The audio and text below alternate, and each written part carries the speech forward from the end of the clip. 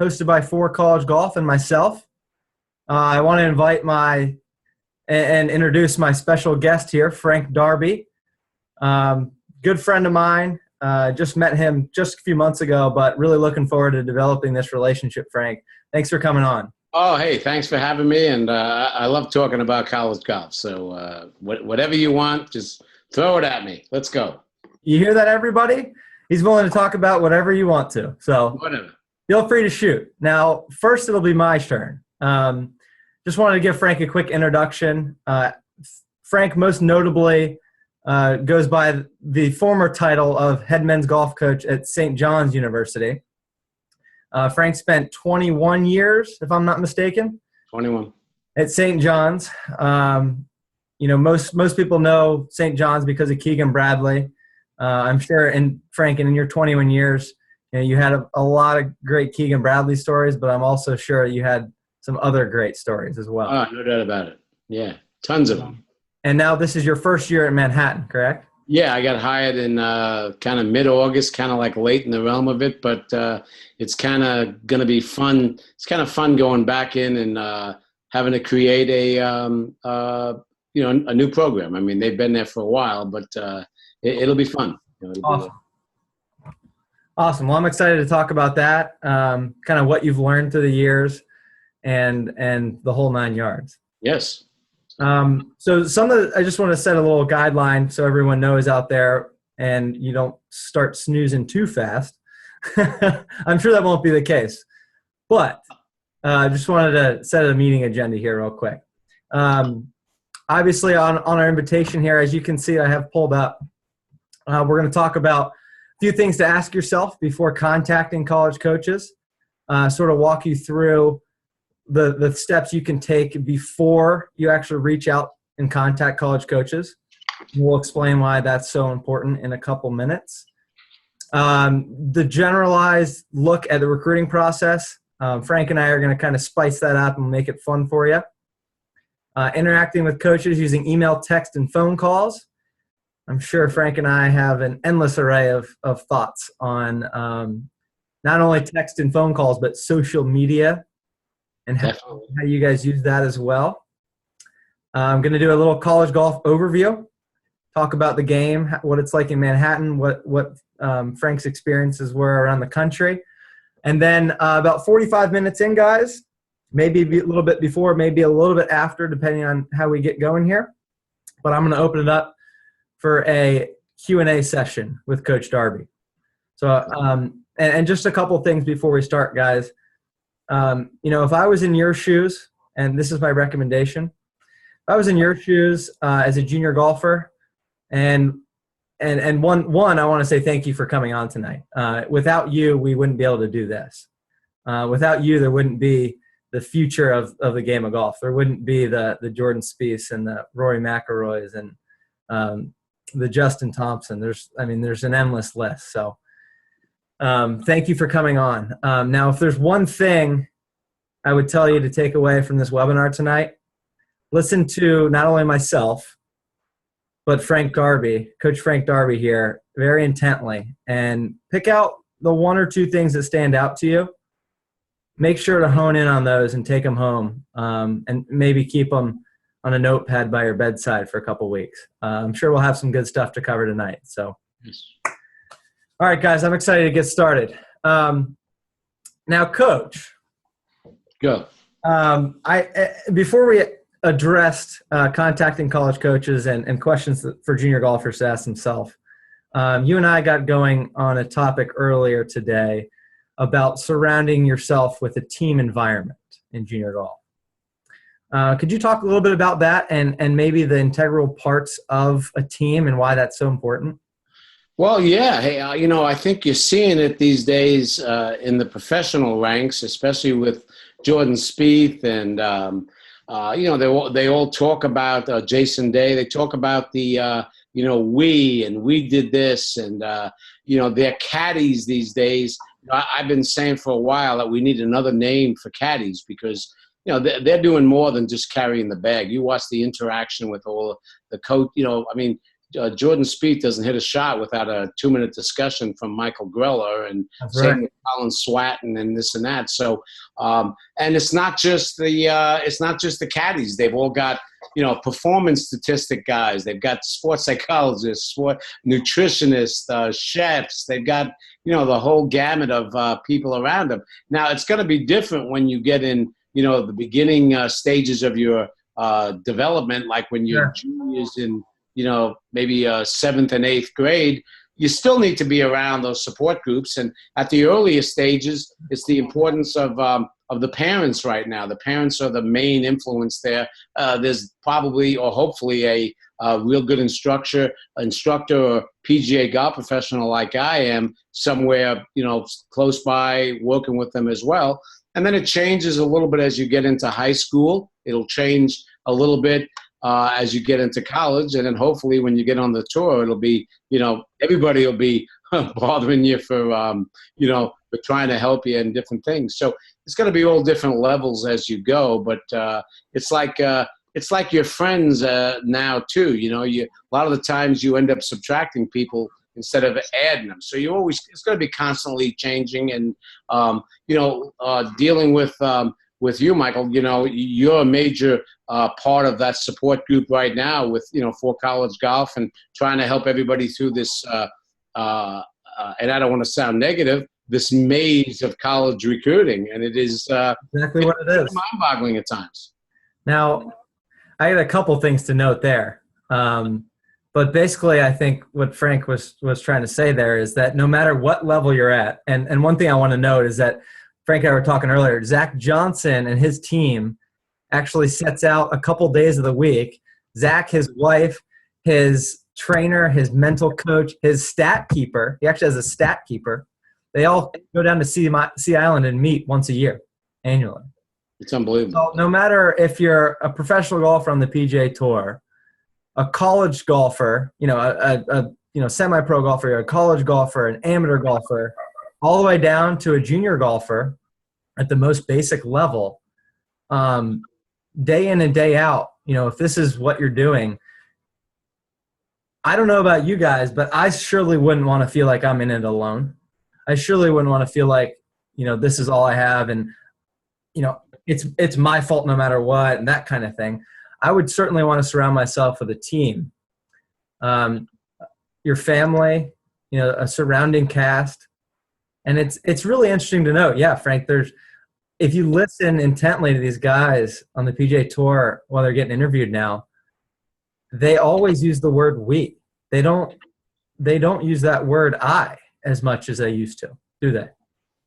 Not at all. It's there's a great website out there that all you guys that are on here should go on to, and it's called ASAP Sports, ASAP Sports, and it's the other word for it is Fast Scripts. And what they do is they transcribe every interview that is given after a PGA Tour stop, winners, guys that finish high on the list. And it is amazing. I mean, you can backtrack 6-7 years. I can find every single thing that Keegan Bradley has ever said in any interview online. And what I do is I print out every winner and anybody else that played great, and I kind of try to see what they're all about. And I think that the we part is that these guys, Jason Day, Ricky Fowler, Spieth, Bubba Watson, they're very forthcoming right now with what's making them tick, what they did in college, and just all the ins and outs of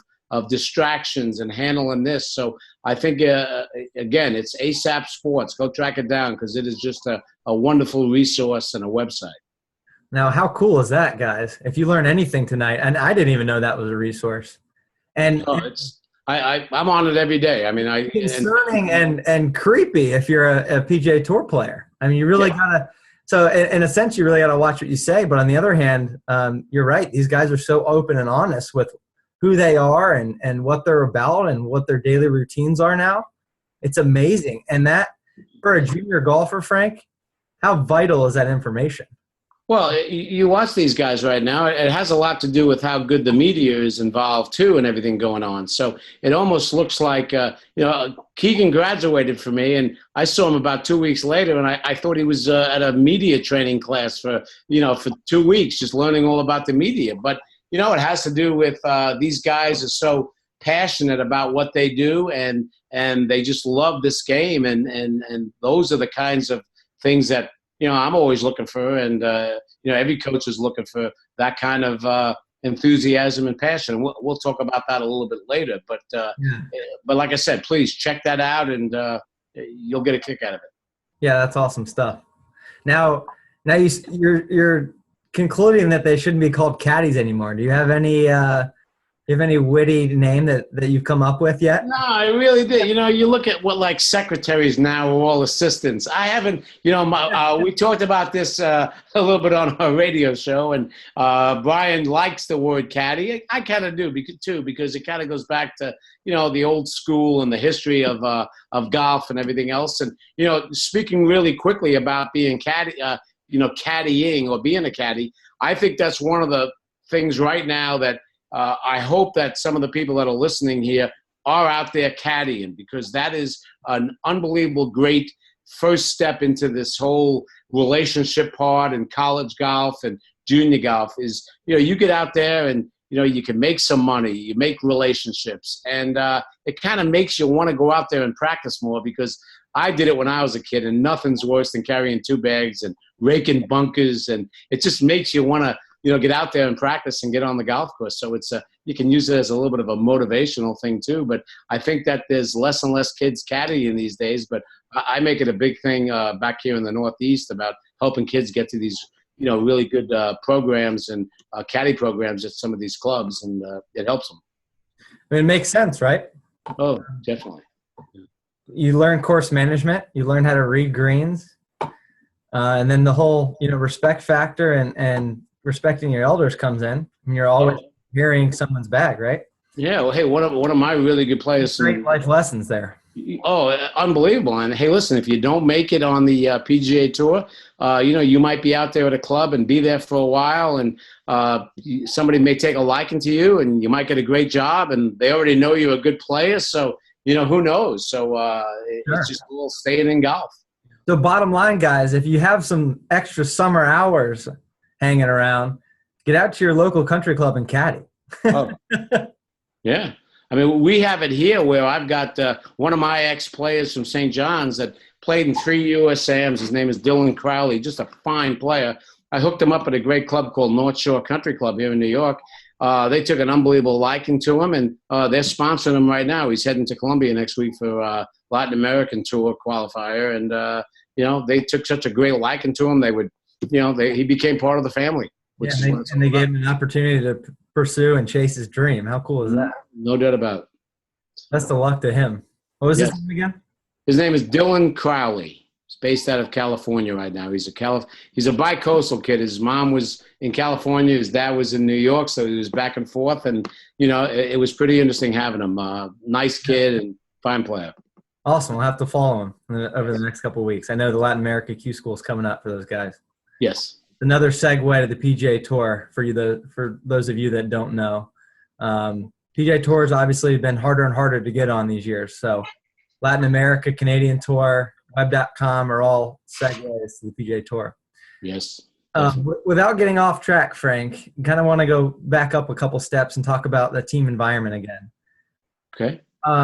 From a junior golf or college golf perspective, from any level really, let's talk a little bit about what those working parts are, and then how, for someone out there that may not have a team developed yet, how they can put that together and develop one.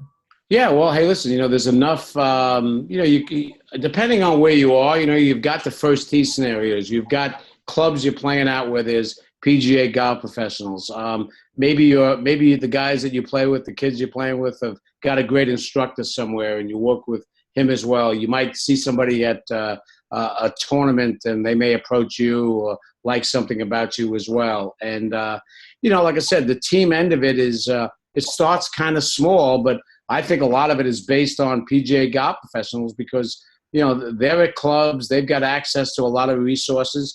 Somebody like you, too, as well, Michael. You get these kids hopefully in their, they can't just come to you in their senior year and say, hey, I need to get a scholarship. So hopefully you're getting them in their freshman year, and you can utilize your contacts to steer them the right way as well. So there's so many different moving parts. And I'll tell you that the NCAA says the recruiting process starts day one of your freshman year in high school.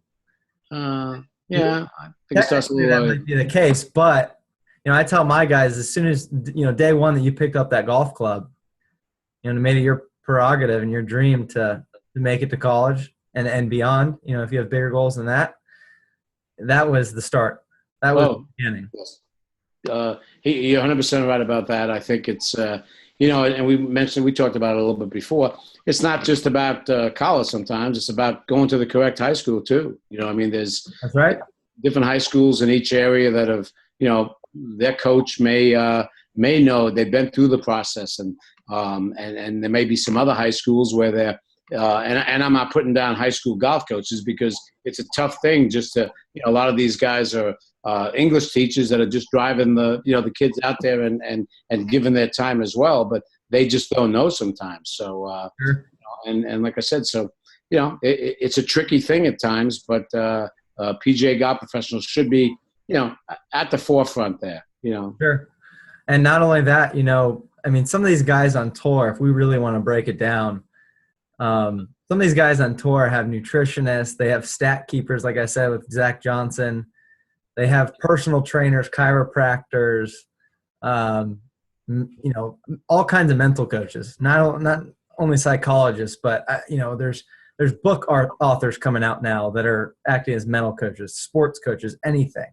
Oh, everybody is, and I think that.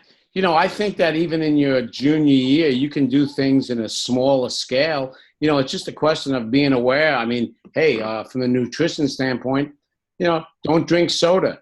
Eat okay. You can get into TPI, on their website, or there's a lot of people teaching it right now. Yeah. There are so many good sports psychologist books written right now and different things. It's not like 15 years ago where you didn't know. These guys are proven commodities out there.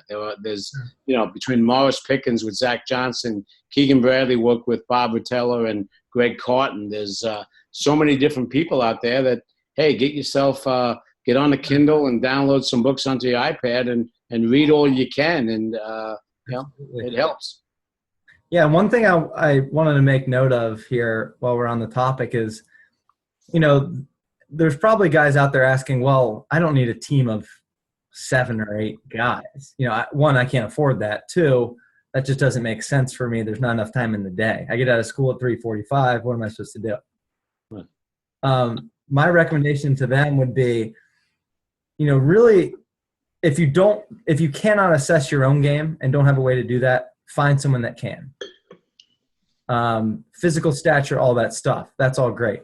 But in a basic sense, find out those areas of your game, pinpoint them, figure out what's frustrating, what's really confusing you, what's holding you back to that next level, and then get help for that. Doesn't have to be across the board 8 things like a PGA Tour player would be. But, say you're having trouble, loading into your right hip. Say your PGA pro says, Johnny, we're really having an issue here, turning into your right side. Well, maybe it's not because you can't do it. Maybe it's because you're not physically fit enough and you need to go get that assessment from the TPI professional in town. It's a thought. So pinpoint those frustrations, figure out how you can get help for them, and act on it. I think that's the best advice I have. I agree with that wholeheartedly. I think even on the statistic end of it, don't keep too many of them. And, it's like what happened with Luke Donald. Luke Donald was number 1 in the world for 56 weeks. And he, Pat Goss is a really good friend of mine in Northwestern. And everything they do, they measure. It's just a great way of very analytical. They measure all the statistics. And he started looking at his weaknesses so much and improving, his one weakness was driving the ball a long way. He needed to get more distance. Well, that's all he focused on, and then his other things end up disappearing. So now he's on his way back. He's played great. So you got to be very careful about these statistics sometimes. Keep practicing what's got you there and work a little bit on those weaknesses as well. Yeah, that's a great point. I actually heard that on XM radio. I was driving back from Orlando this weekend that Luke was, for those of you that don't know, Luke was with Mike Small, I think his name is. He was probably with Pat Goss. I'm sorry, Mike Small. Pat Goss from Northwestern. Pat Goss at Northwestern was Luke's longtime coach and college coach. And then he switched over to Mike Cook. Right. Chuck Cook. Chuck Cook. Right. Don't have my swing instructors quite down, especially at the top level, apparently. Switched over to Chuck Cook, tried to hit the ball really, really far, and it just didn't work out. So lo and behold, he's back with his initial coach and figuring things out, and I think he's going to push forward here for a good 2016. Oh, he's played great the last 3 weeks. So. That's what I've seen, yeah. Really, really good. So, and everybody goes through those little blips there, and hey, it's all about just getting back on track as fast as you can. So yeah, no doubt. That's good advice. All right, Frank. So I'd really like to kind of segue into what college golf is all about. Maybe some stories, and I'll ask those as they come along. But sure. As far as making the transition from junior golf to college golf, and you've been in this game as a coach for quite a while now. What are some of the challenges and some of the obstacles that you've seen your guys face? Well, hey, listen, I've always gone with my philosophy and my team makeup has always been, I've always kept my squad sizes really small, like 6 players, and really worked the recruiting end of it really hard because I don't like leaving people home. I mean, we were playing such a great schedule. I could take the extra kid with me if they didn't qualify and play him as an individual. And so I thought that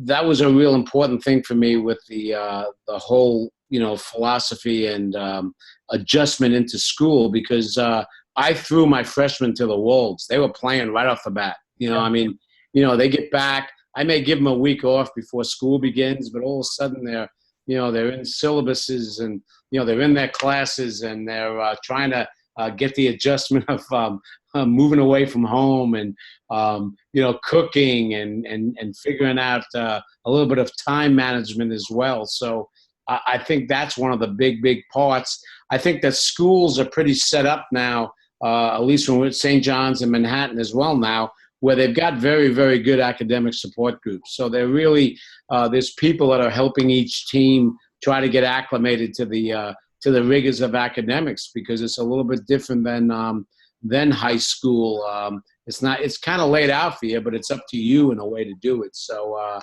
I think that's one of their biggest adjustments is just trying to and I use this word and I'm not certain if this is a word, but I like this word. We got to get them into the collegiality. So, Brian, I don't know. I think it's a word. We're working on that right now. So, but all I mean is just getting into it and, and getting used to a coach and getting used to your teammates and, and finding friends and who you can rely on. So it shouldn't take that long. I mean, with my guys, it takes them half a day because we try to have fun and we really work on the team chemistry end of it and doing things and trying to keep them all together at all times.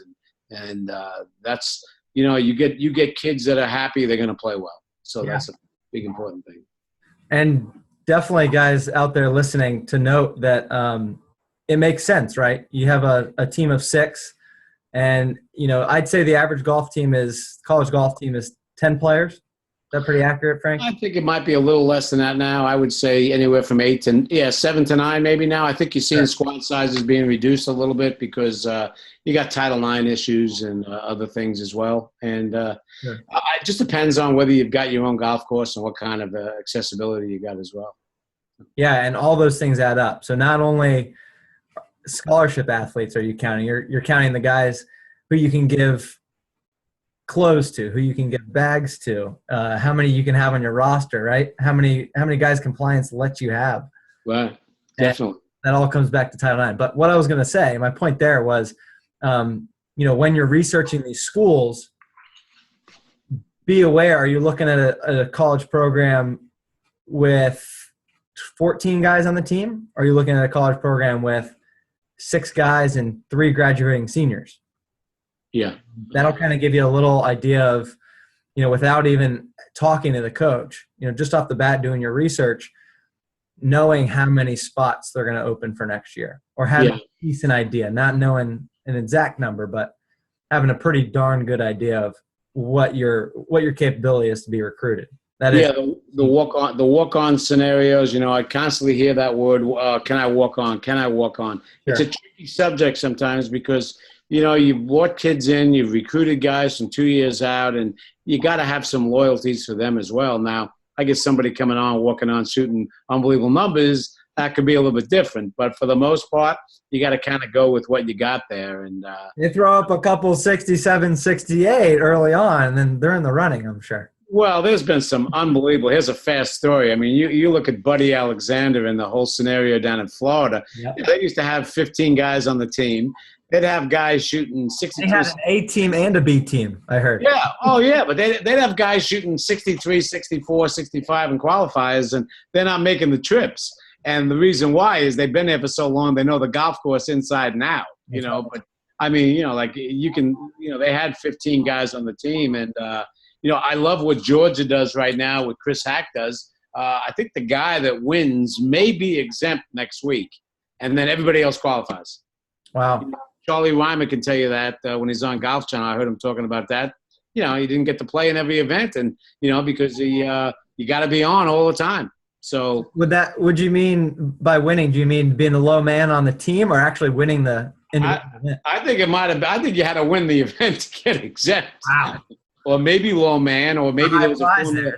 Sounds like he's going back to qualifying. They kept everybody on there. I mean, their qualifiers. It's kind of like Pete Carroll's strategy with the Seahawks out there. Hey, we're practicing at game speed, and our practices are going to be harder than the game, so it's going to be easier when we're in the game. And it's the same thing with some of these great programs. Their qualifiers are tour events. That's a great philosophy, I think.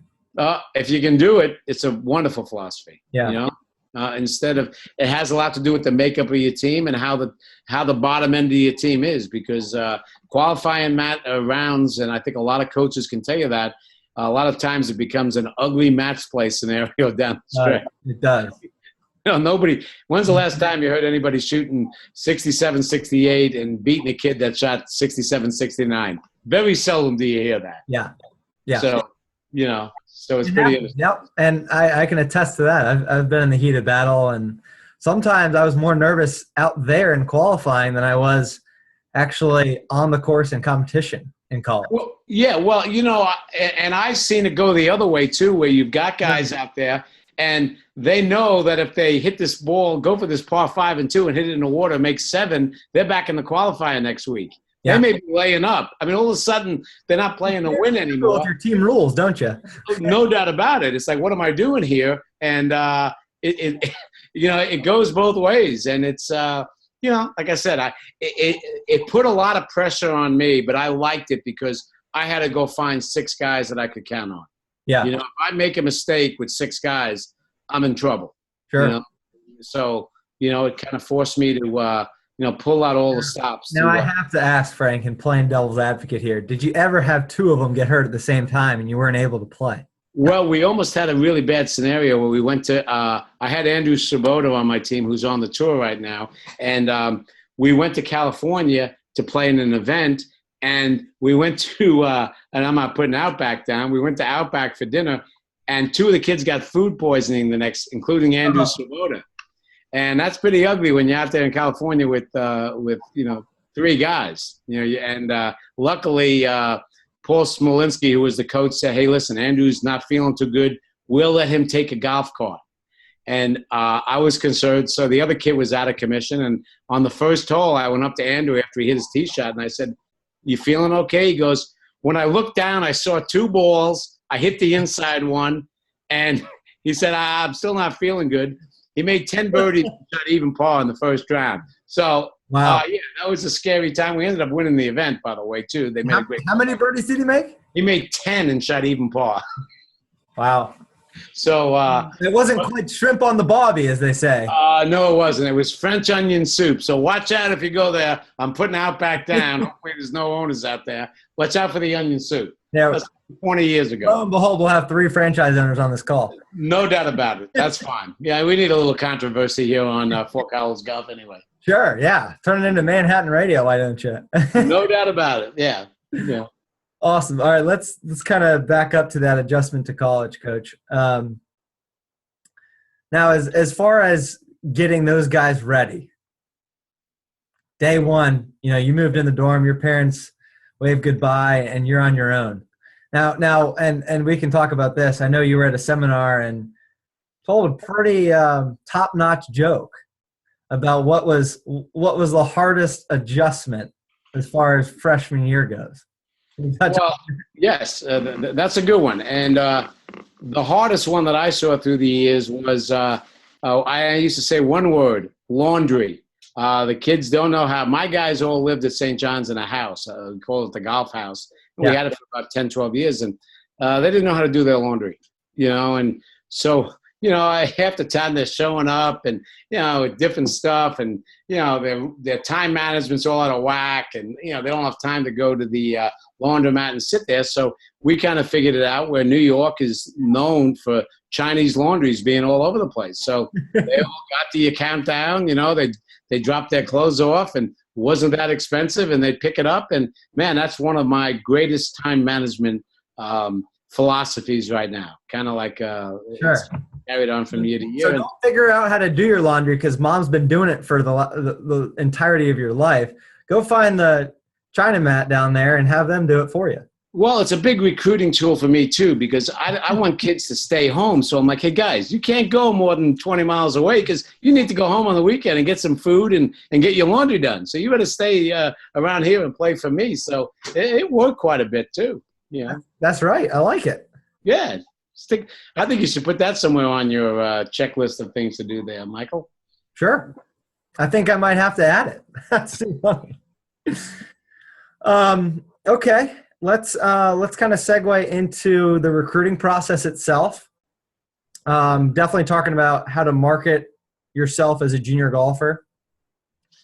What kind of resumes do you see, Frank? What kind of I know you touched on a performance journal. Maybe something you'd like to see from these guys. Yeah, well, everybody gets the same things sent to them, the same template for. Here's my resume, here's my accomplishments. They'll send me a video, but I kind of like to be a little creative, and I kind of try to speak to a lot of the seminars and different shows that I'm at and summits. And the performance journals, I think, are great to keep, not only for yourself, so that you can, if you get on something with your swing or something, you hear something really good, or you're watching Golf Channel, or you see something on the internet, you keep track of it. And I think if you keep it neatly done and just kind of like, it's not necessarily a diary with the negative end of it. It's all positive stuff. Make a copy of it, whether you have it on your computer or handwriting it, and include that in what you send to the coach. I mean, I think that's part of what you said before about the process. Hey, let's see how this kid is making inroads. Those are the kinds of players I'm looking for that are, not that are getting better every day. I mean, I haven't really even started recruiting for my last kid right now because you guys are all getting better if you're seniors right now, just from, growing up and through this year. So I like that. The other one I like too is, and we talked about this, Mike, real quick, is I'm a big fan of social media. I think that, yes, there are a few issues with that. If you, say the wrong thing or put the wrong thing down, it could hurt you, but don't do that. I mean, utilize Twitter. If anybody is on Twitter, please go try to follow me on @FDobbs, and you'll see that everything I put up there is golf-related, motivational. A lot of the touring pros. I apologize for not giving you that spot earlier in the show. Yeah, and it's just a a great thing. Another thing that I would tell guys to do is when you put a tweet up and you get it, send that to the coach, because it's going to show a coach that, hey, you're on top of things. You're engaged in this sport. So, guys, are just logging on now. I know we just had a couple come in. We're talking about ways to stand out to college coaches as far as the recruiting process goes and your stance on that. And Frank, I talk with my guys all the time. And obviously as a coach, you witness it firsthand. But what I tell my guys is these coaches get thousands of emails over the course of a recruiting season. Hundreds of letters. I don't know how prevalent, the handwritten letter, the hand sent resume is now, the hard copies. But regardless, even if it's a swing video on YouTube or whatever way, the norm is, the question to ask yourself is, how do I stand out? How am I going to show this coach that I'm not like Joe Schmo across the street and they should recruit me first? No doubt about it. I think you got it, and that's where like I said, you got to be a little creative. You've got to make a show, get a GoPro for one of those ones that attach to you, and have a day in the life of Michael Smith. Have it attached to you, or have somebody following you around and show them what you're all about. I mean, in lieu of a swing video. I mean, how cool would that be? Yeah, I mean, something different. Like I said, and I think we talked about it the other day, go on YouTube and try to track down St. John's Golf on there, because one of my guys put 3 or 4 of them up. They put some great music to it, and it was like, wow, it was like watching a movie. It was like a 4-minute thing. It was just unbelievable how good it is, how good it was, and how good it still is. And now, do you guys have any trick shot videos? I've seen them. I think that's already run its gamut. I've seen it on about 10 or 15 different websites right now with all the schools doing it. Okay, and we got trick shots. This is about hitting real shots. I'm sorry, I'm not right. Trick shots. I don't have enough time. I don't think my guys do to do trick shots. I think it's really talented, but yeah, it could work. Sure. I mean, look at the Bryan brothers. They do a great job, and they've awesome dudes. AmazonWeb.com right now. But use Instagram for great photos, or like I said, just show yourself. Even if you're out there caddying, I guarantee you, if you're taking great pictures of a golf course or certain holes and different things, you're going to show a coach a little bit something different. Do some community service, because we do a lot of it. Yeah. It's all about giving something back, and we're at Ronald McDonald houses and doing this, and just trying to be a little bit different. And I guarantee you, coaches will look at that as well. But I think those are just be different, and you can be different. Just think about it. It's pretty interesting. Yeah, and it just takes that one little spark to realize, oh, hey, I could be doing this. And get your own generic resume that I found online. Yeah.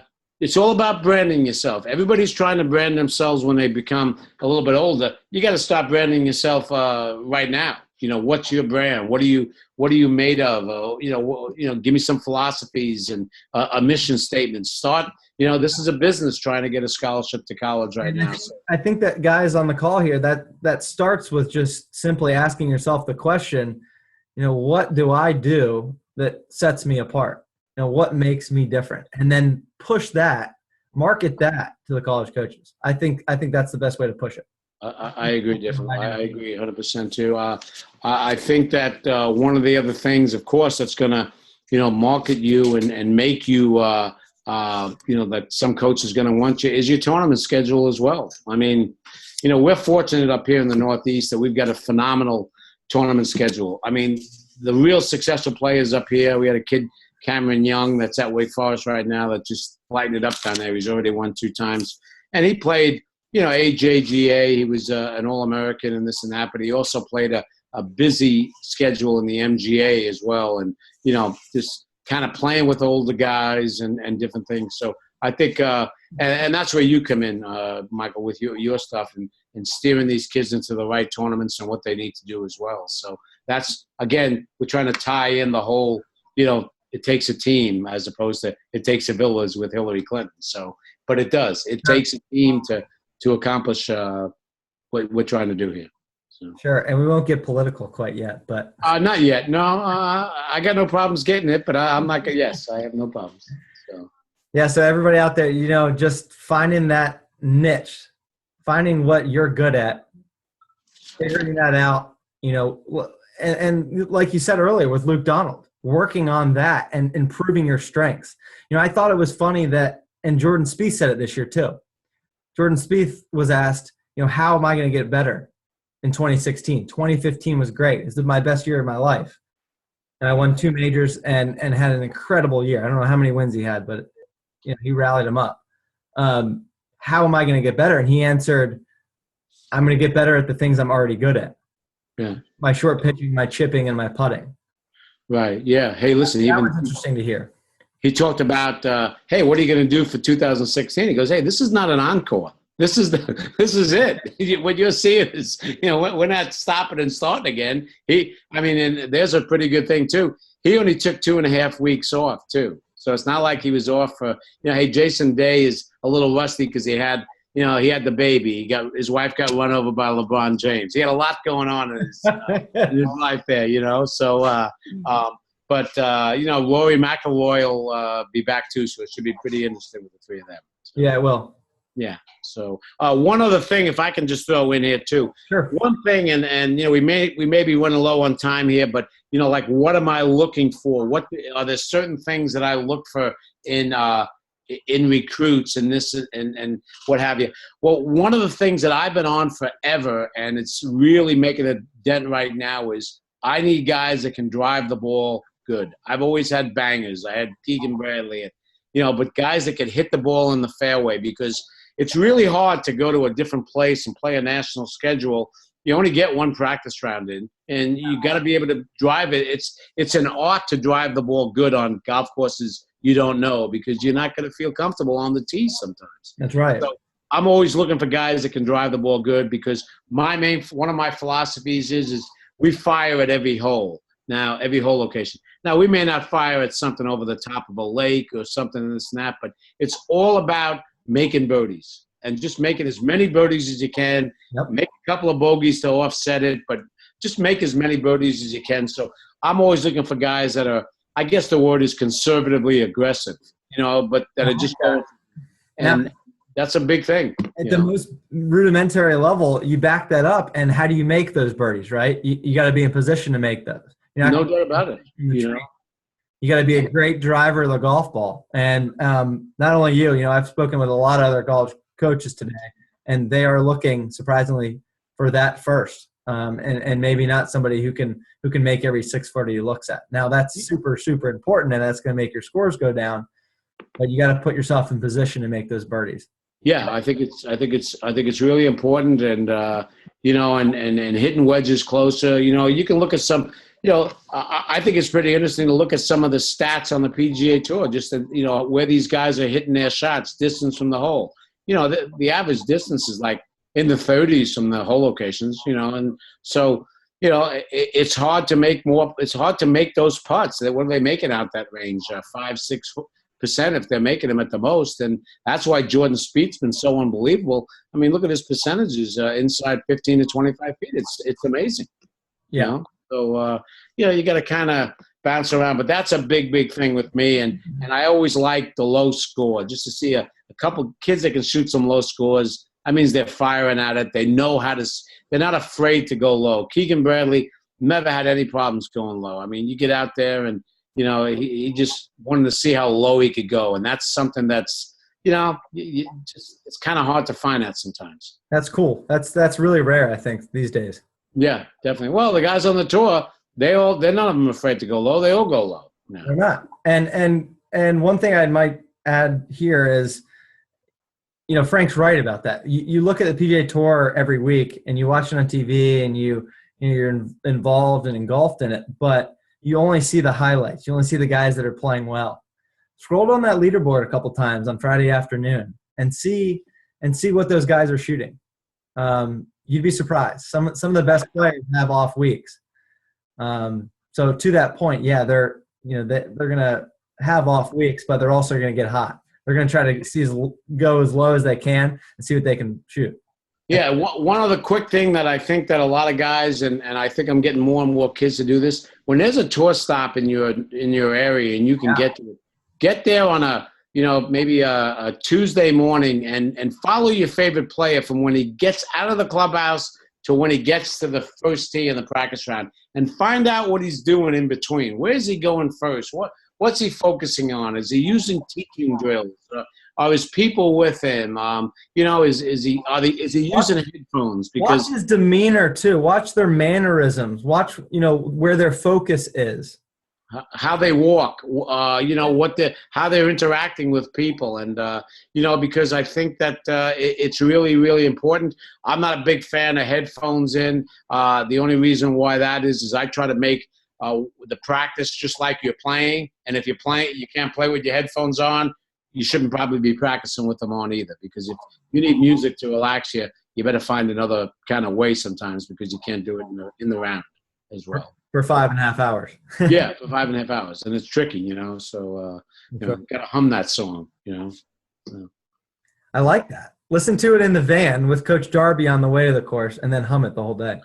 Well, it starts when you get up in the shower. Hey, it's all, one thing I've been on too, and like I said, anybody that's listening right here, send me give them my information, have them send me their contact info. I've been on this post-round analysis more than anything now. I mean, like to the point where I've got it like 2 and 3 pages right now. And, what are you doing?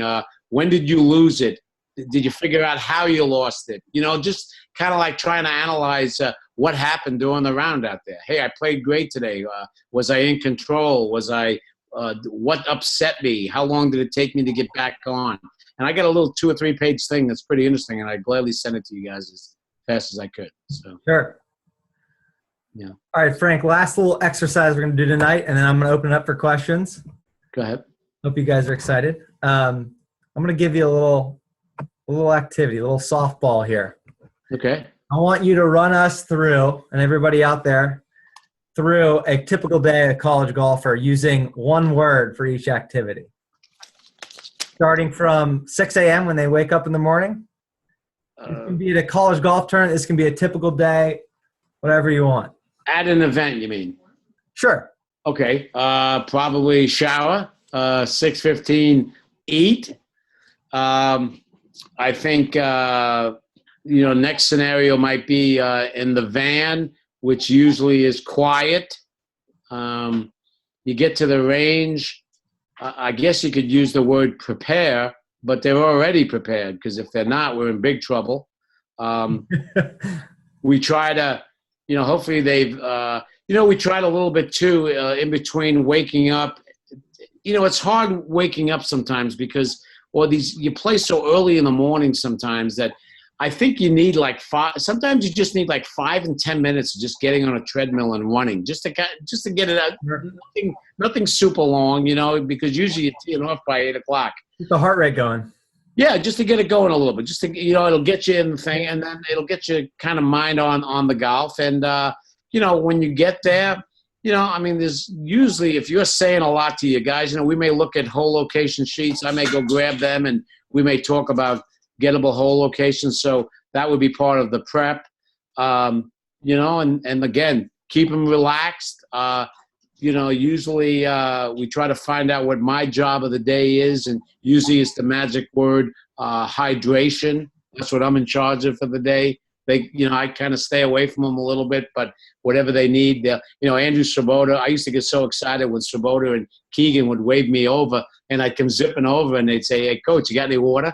They're not asking for anything out there, and I'm not really crazy enough to say anything anyway, so and then it's just all about confidence, keeping them confident when you're out there. You really can't say much on the golf course. And then just, I guess the other key word that I would do would be fun. Just having fun, and, it's not about the numbers. It's just about having some fun and about it. Got to realize, guys, that there's long days out there. There's 36 whole days, whether you like them or not. And, 10 hours doesn't go by any faster if you're not having fun. Oh, no doubt about it. So, 10 hours. Where were you playing? Yeah, true. That's I mean, we can take them through the little 36-hole day here. No, we don't have enough time on that. Wake up at 6 a.m. You're not back in the van, and you're probably not fed until after 8:39, if you're lucky. You could be. Yeah. I mean, usually that's where it's amazing where you days, ladies and gentlemen. Yeah, pizza and Chipotle. Chipotle's been a lifesaver. Yeah, absolutely. Yeah. Yeah. All right, Frank. I got one more question for you.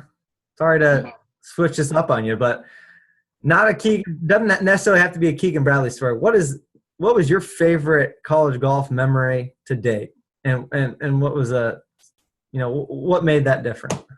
Well, we talked about it, and I guess I got to go with Andrew Sabota, and it's fitting because it's at your alma mater down there. I love this. But, Andrew was lighting it up, the first couple of rounds, and then Coach Gooden was kind of a little bit upset with his James Madison guys, so he made all the guys march out to like the 6th or 7th hole and just go focus on Andrew Sabota's lower body movement and how his legs were doing. So yeah, I was sitting up there, and it was just kind of fun to watch it. And I ended up started watching it too because he was just making so many birdies out there at Lakeview. So so you guys that don't know, I played at James Madison, played 4 years there, graduated in 2013, and Coach Gooden wasn't actually my coach, but he was the coach of the men's program for a very long, long time. And Frank and him, I'm sure, great friends and played many events together. And Coach Gooden was and I'm sure he'll love that I'm giving him the shout out, but very vocal, hands-on guy. Great dude, and knows a lot about the golf swing. Just recently retired in Savannah, actually. But that day at our home tournament, Coach Gooden dragged all 5 of our starting golfers out to the golf course to watch St. John's, stud, Andrew Sabota, and made sure that they were, cautiously watching his lower body movement so that they could figure out how to really do that and figure it out for the next tournament. That was pretty comical. Great footwork, and I think it was more than just the 5 guys. I think he had the whole team out there. Plus, I don't know, there was just a lot of people following Andrew Sabota down the stretch, and you don't get that at those small colleges. The guys, the girls, he'd have the whole darn university out there if he could. Everybody was out there. But, like I said, there's been so many great moments, and like I think I mentioned to you before, one of the best moments, too, is, to have somebody call you after being gone for 10 years saying, hey, Coach, thanks. And, I just had a baby girl last week. So it's all about, just life as well. That's what college golf's all about. And to all you guys listening here, it's just a great experience. And it's going to go really fast, and you're really going to love it and have a great time. Absolutely. Yeah. Thanks for that, Coach. And that's so true, guys. My experience at JMU, I'll touch on it here real quick, but, day one, I didn't know one single soul walking into that college dorm. I knew my roommate from Facebook. That's about the extent of it.